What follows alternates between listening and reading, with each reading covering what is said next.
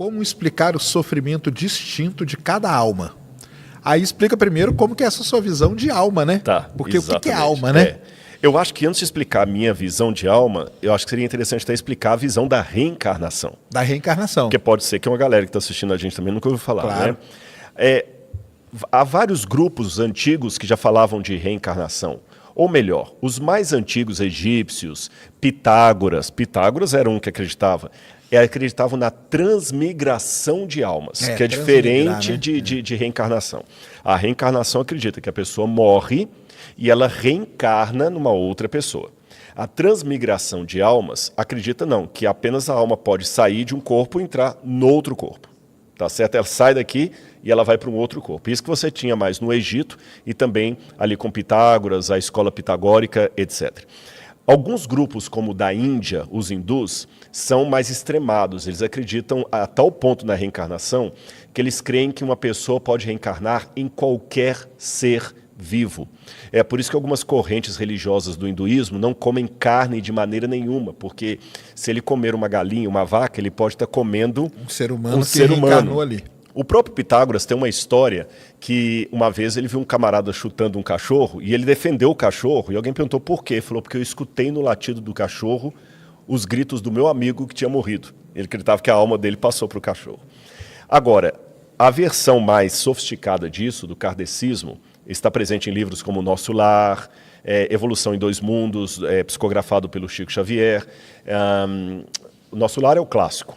Eles ensinam o seguinte: quando você morre, você tem uma série de pecados, de erros que vão impedir a sua evolução espiritual. Então, quando você vai para o mundo dos mortos, chega lá, eles preparam você, mas você tem que pagar aqueles pecados que você cometeu.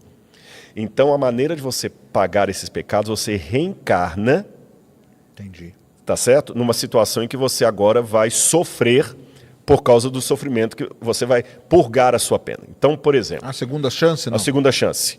Por exemplo, alguns espíritas, não todos, alguns espíritas acreditam que Joana d'Arc seria a reencarnação de Judas Iscariotes. Que o Judas traiu Jesus, então agora ele tinha que reencarnar numa mulher que morre nas mãos de cristãos. Entendi. Tá certo? Para pagar a traição ali. Alguns acreditam também que o Nero reencarnou em Juscelino Kubitschek. Caramba! Então, como o Nero destruiu uma cidade de Roma, ele tinha que vir e criar uma. Ele tinha que vir e criar uma, e Juscelino constrói Brasília e não pode morar em Brasília. Entendi. É sempre Sabe? assim, é sempre então, fazendo sempre o assim. contrário do que você fez. Essa é a ideia. E com essa linha da encarnação, explica-se, por exemplo, por que uma criança nasce aleijada, por que uma pessoa nasce com problemas e tudo mais, ele está pagando coisas da vida passada. Eu conversei com o Henri Cristo. Eu só estou explicando como eles pensam, não que eu penso assim. Eu né? sei. Eu conversei com o Henri Cristo lá em Brasília, uma outra vez. Ele tem uma linha mais ou menos de reencarnação. Ele tem. Ele pensa e ele fala assim que um psicopata, por exemplo, ele foi uma fera, era um animal, era um tigre, era um predador, e quando ele nasce, ele já tá fadado a ser um psicopata quando ele nasce, porque na verdade é a alma de um tigre, de um predador que voltou. Uhum. A minha ideia é a seguinte: biblicamente é difícil sustentar a reencarnação por várias razões. Por mais que alguns falem, não, mas João Batista era a reencarnação de Elias. Não, Elias não morreu, Elias foi trasladado para o céu. A Bíblia até proíbe a consulta aos mortos, então até a atividade mediúnica, eu estou falando com muito respeito aos espíritas que estão nos assistindo, eu só estou mostrando a minha resposta. Sim, claro. A atividade mediúnica de você receber de um morto uma mensagem para passar para alguém é expressamente proibida na Bíblia Sagrada. Por isso que as religiões cristãs, de uma maneira geral, não aceitam isso. Nem a católica, nem a protestante. E o espiritismo, na verdade, é um hibridismo entre a religião cristã e outras religiões. Por exemplo, as religiões de matriz africana, muitos nem falam, eu não sou cristão, eu sou do candomblé. Ainda que haja uma miscigenação ali religiosa, né, uma confluência religiosa, mas elas não são de matriz puramente cristã. A Bíblia proíbe a consulta aos mortos, proíbe os feiticeiros, os médiuns. Deus sempre condenou os médiuns na Bíblia. Moisés proibiu os médiuns no meio de Israel, proibia a consulta aos mortos. A visão bíblica de salvação não é algo que eu possa fazer para pagar uma culpa passada. Entendi. Que quem pagou a culpa por todos numa morte expiatória foi Jesus na cruz do Calvário. Se eu puder pagar o meu pecado numa nova vida, então não precisava Jesus ter morrido na cruz do Calvário. Sem contar alguns problemas. Todo mundo tem pecados, tem problemas a resolver. Até Chico Xavier tinha problema. Aí o que acontece?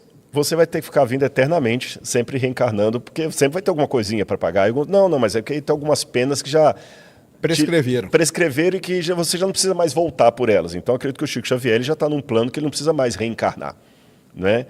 Bom, pode ser, mas biblicamente falando, a noção de alma não é uma entidade que vive fora do corpo e vai para outro corpo. Não. A Bíblia fala que Deus criou o homem do pó da terra, soprou nas narinas o fôlego de vida e ele passou a ser alma vivente, e não a ter uma alma. Tá certo? Então, biblicamente, eu não vejo confluência. Agora, a pergunta dele não foi essa, se compare biblicamente não. Como é que a gente explica esse sofrimento sem apelar para a doutrina da reencarnação? Eu digo o seguinte, a gente explica da seguinte maneira. O mundo, eu falei isso com o Serjão quando a gente estava conversando no Ciência Sem Fim, ele está num parênteses. E nesse parênteses, na eternidade, nós estamos num parênteses na eternidade. O mundo está fora do propósito original de Deus. A única coisa que nós temos do propósito original de Deus é o instinto, que esse é inegável. Isso eu acho que o Sérgio concorda. Esse instinto nós temos. O instinto, essa vontade que ninguém ensina. Instinto é algo que ninguém ensina. A religião pode ser ensinada, os valores religiosos podem ser ensinados, mas o instinto ninguém ensinou. E nós nascemos com um instinto muito claro, que o Camus chamava de o mundo ideal e o mundo real. E quanto mais esses mundos estão distantes, maior é o nosso sofrimento. Então, no mundo ideal, é o mundo que Deus queria que fosse antes do pecado. E nós voltaremos para esse mundo real. Agora, para que esse mundo real volte, e o sofrimento no mundo não seja permanente, Jesus morreu na cruz do Calvário para que todo o sofrimento no mundo seja uma coisa provisória. Dói, machuca. O Sérgio estava falando da perda de um ente querido dele aqui, que morreu de uma maneira trágica, terrível. Esses dias eu recebi uma mensagem de alguém que sofreu muito, e agora a namorada foi assassinada há pouco tempo. Ele falou, cadê o amor de Deus? Um outro também que perdeu uma filha tragicamente num acidente, depois perdeu outra filha trágica, agora também assassinada. Você está entendendo? Então, quer dizer, as pessoas sofrem, isso é real. Mas lembra que Jesus na cruz do Calvário também sofreu. E ele sofreu para te mostrar que o sofrimento que você tem vai ser passageiro. Então, realmente, o mundo está desigual, está, mas não é para sempre. Isso seria uma ordem natural da vida? Você nascer, viver e depois morrer. Isso é uma ordem natural da vida. A ordem natural que eu quero dizer é o seguinte, não tem por que a gente contestar isso. Como que é? Se eu olhar apenas pelo lado da biologia... Não, nem estou falando pelo lado da biologia, não. Estou falando pelo lado da religião mesmo. É que pela religião não pode ser assim. Aí que é o ponto. Tá. Pelo lado da biologia, sim. Tá.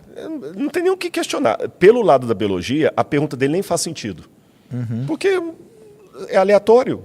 Né? O câncer está aí aleatório, então aleatório um pega, outro não pega. Paciência. Pelo lado da teologia, não. Pelo lado da teologia, nascer, crescer e morrer é o contrassenso daquilo pelo qual Deus nos criou. A morte é uma intrusa, não é um processo natural. Entendi. É uma coisa que está onde não deveria estar. E Deus vai trazer a juízo todas as obras justamente para que E o Apocalipse fala que o último inimigo a ser vencido é a morte. Entendi. E para a gente ter a certeza que essa morte é real, o próprio Jesus morreu e ressuscitou para provar que a vitória é real. E o ressuscitar não tem nenhuma relação com o reencarnar? Não, nada. Ressuscitar, você ressuscita, Sérgio. Reencarnar, você reencarna como uma prostituta do século XVI. Que quase todo mundo, muito artista é assim, né? Foi uma prostituta do século XVI, ninguém foi alguém normal, né? E o ressuscitar é uma coisa que foi só de Jesus ou não? Pode ser de todos nós? O único que ressuscitou